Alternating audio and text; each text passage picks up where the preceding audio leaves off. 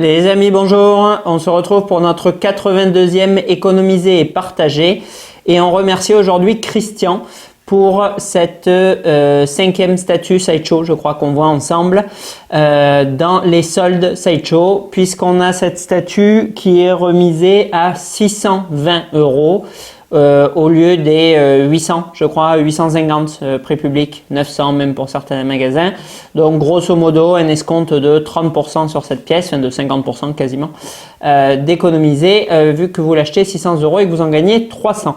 Alors, on a une statue qui est limitée, enfin diorama, puisqu'on a du coup deux personnages qui sont limités à 1250 exemplaires.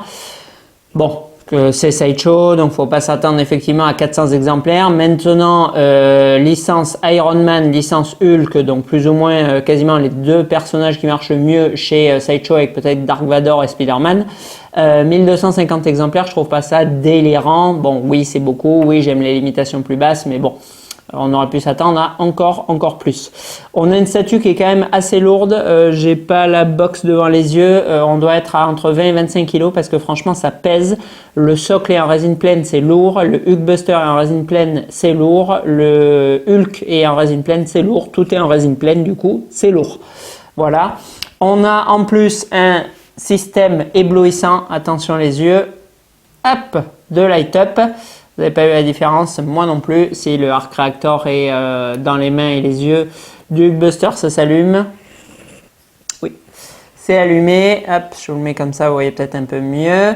Bon, c'est comme d'habitude relativement gadget. De toute façon, il y a beaucoup de robots, je trouve, comme ça, que ce soit les armures Iron Man ou les Transformers Prime One, où c'est quand même excessivement useless, quoi, très peu utile. Mais bon, ça a toujours le mérite d'être là. En plus, c'est compris dans le prix, donc pourquoi pas. Ensuite, on a assez mitigé en fait sur cette pièce, parce que quand j'ai déballé, j'ai vu bien évidemment le socle en premier. Le socle, il est quand même extrêmement peu détaillé. On a du coup une scène de ville, j'imagine, de décombres, avec quasiment le socle entièrement monochrome gris, très peu de détails sur ce socle, des parties qui sont relativement floues, d'autres qui sont un peu plus texturées, et des petits cailloux juste ici qui viennent se plugger très mal, d'ailleurs ça rentre pas jusqu'au bout, dans le socle, donc c'est quand même vraiment pas joli. En revanche, les personnages, et bon, c'est quand même ce qui nous intéresse le plus sur cette pièce, eux sont vraiment pas mal du tout. On a un Hulk, alors vraiment old school comics, voilà, avec une tête, franchement, j'aime bien, bon, ça fait années 70, mais bon, s'il y a des experts de Hulk, il y en a sûrement, n'hésitez pas à corriger mes âneries comme d'hab dans les commentaires, mais pour moi, ça fait, voilà, vraiment rétro Hulk, et je trouve qu'il est quand même vraiment pas mal foutu. Le paint, les effets d'ombrage et de lumière sont pas mauvais. Le falzar, il est quand même relativement correct aussi. La couleur, bon, on est sur du Hulk. Et l'expression du visage, elle est cool aussi. Le Hulkbuster, bon, maintenant c'est assez difficile parce qu'on a effectivement du très haut level en termes de paint de Iron Man. Je pense notamment à la OXM Studio, qui offre un paint comics qui est époustouflant. Iron nous fait des trucs pas trop mal. Chez Queen, bon, parfois ça bave un peu, mais on a quand même des jolies textures aussi, comme sur la Mark III. Bon, donc on a maintenant quand même du gros niveau en termes de peinture Iron Man. Cependant, je trouve que Sideshow s'en sort pas trop mal. On a les pieds du Hulkbuster qui sont maculés de poussière. Donc bon, ça donne un petit jeu de texture. On a du Battle Damage sur l'armure qui est, ma foi, pas trop mal fichu. Les parties or, les parties dorées, il n'y a rien qui déborde grossièrement. Franchement, c'est bien peint. Et l'effet rouge carrosserie, il est, ma foi, très joli aussi. Donc on a quelque chose où ils s'en sortent du coup de pas trop mal. Au niveau du posing et de la sculpture globale, c'est pas mal foutu aussi. On a du coup notre Hulk qui tient sur une seule jambe, qui est complètement déportée sur la partie gauche du socle. Pareil, ça se plug vraiment très mal. Là, vraiment mal. J'ai beaucoup galéré pour le mettre. Pareil, le pex ne va pas jusqu'au fond. Le Hulk, à bout de main, il est quand même pas léger. Faut vraiment forcer pour le rentrer et le sortir. Bon, c'est quand même pas très pratique. Le Hulkbuster, lui, par contre, aucun problème. Et on a du coup le bras gauche de Hulk qui rentre carrément, que ce soit le coude ou la main, elle rentre complètement dans le Hulkbuster. Il y a du coup une partie complètement enfoncée où ça va rentrer à l'intérieur.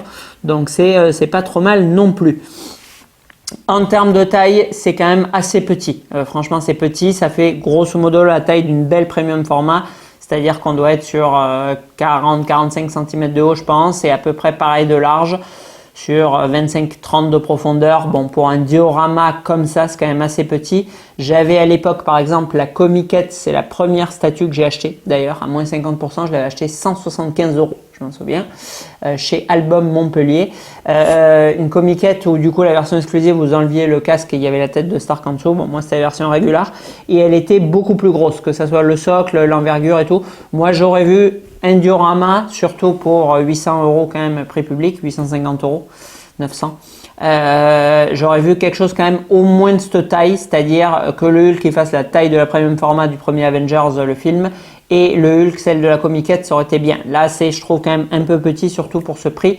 On doit être, du coup, le Hulk, on était en échelle 1/4, on doit être sur du 1/5, je dirais, en échelle.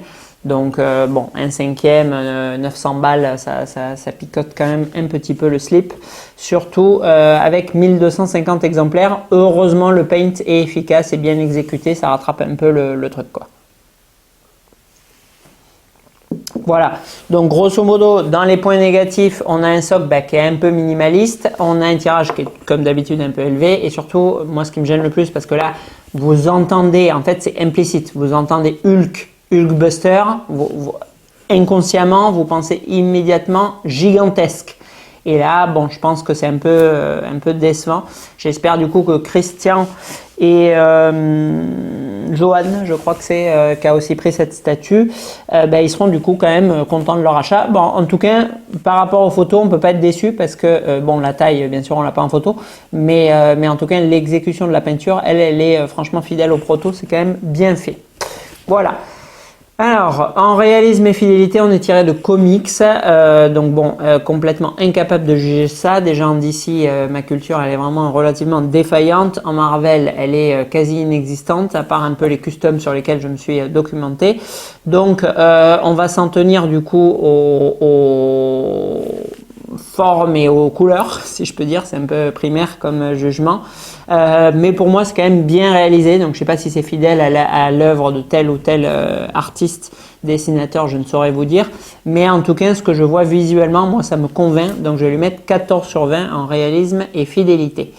En rendu global, alors, le rendu tel quel, il est bon, on a une belle dynamique, franchement c'est sympa que le bras de Hulk qui rentre dans le Hulkbuster, la pose elle est chouette, l'expression sur le visage de Hulk elle est cool aussi, voilà, il a vraiment son air agressif, fou, destructeur, et le Hulkbuster il a une pose un peu en retrait où on voit qu'il essaie de se défendre, donc ça c'est assez sympa.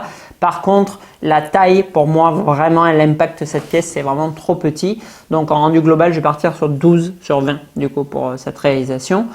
En rapport qualité-prix, alors, comme toujours, dans les soldes de Sideshow, le prix va rentrer en compte. C'est-à-dire que 850-900 €, alors là, c'est double warning, pas du tout. C'est une pièce vraiment, pour moi, qui devrait être vendu prix public 649 €. C'est le prix que vraiment je trouve juste par rapport à la limitation, à la taille et au travail qu'il y a sur cette pièce. Le light-up vient un petit peu justifier ce tarif. Là, du coup, en économisé et partagé, on est sur 620 €. Donc 620 €, oui, on a un bon rapport qualité-prix pour moi. Si vous voulez le revendre, 600-700 €, je pense que vous revendrez cette pièce, il n'y a pas spécialement de problème. En revanche, si vous l'avez payé 250-300 € de plus, là ça devient quand même beaucoup plus ardu, beaucoup plus complexe. Et à mon avis, il y a des grandes chances que vous perdiez des billes dans l'affaire. Donc, à prix d'origine, je lui aurais mis 10 sur 20 à tout péter. Là, en économisé et partagé, avec 50% de moins du coup sur le prix d'origine, enfin quasiment, je vais du coup lui mettre 14 sur 20. Je pense qu'on a un bon rapport qualité-prix sur cette pièce. En note générale maintenant, bon, je suis quand même un petit peu effectivement déçu de la taille, un peu déçu du socle. Il y a 2-3 problèmes d'ajustement qui peuvent se corriger. Le prix en économisé et partagé, il est bon. Le tirage, bon, il est un peu élevé, mais ça passe. on va du coup partir sur 13 sur 20 pour cette pièce. Voilà, c'est pas, il y a énormément d'Iron Man, il y a énormément de Hulk, des dioramas, bon je sais pas spécialement s'il y en a, mais bon, ça doit être quand même plus ou moins le cas. Là maintenant, Christian qui a acheté cette pièce, il fait tous les Iron Man, donc bon, il lui fallait cette pièce en plus. Mais je trouve que voilà, 13, c'est une note qui sied plus ou moins correctement à cette statue. Plus, bon, je trouve que voilà, il vaut mieux regarder éventuellement chez les concurrents. Allez, on finit du coup, c'est cette première salve de vidéos Sideshow. On en a du coup vu 5 ensemble. Il y a encore d'autres persos, il y a Galactus, il y a Silver Surfer, il y a Storm, il y a Cyclope, il y a des Star Wars, il y a encore d'autres choses. Donc n'hésitez pas à me redemander la liste, même si j'avais déjà publié. Et du coup, peut-être que du coup c'est à peu près 2 mois, 2 mois et demi pour les recevoir là de Sideshow aux États-Unis. Peut-être que du coup d'ici 3 mois on se retrouvera pour d'autres statuts. Merci, à bientôt.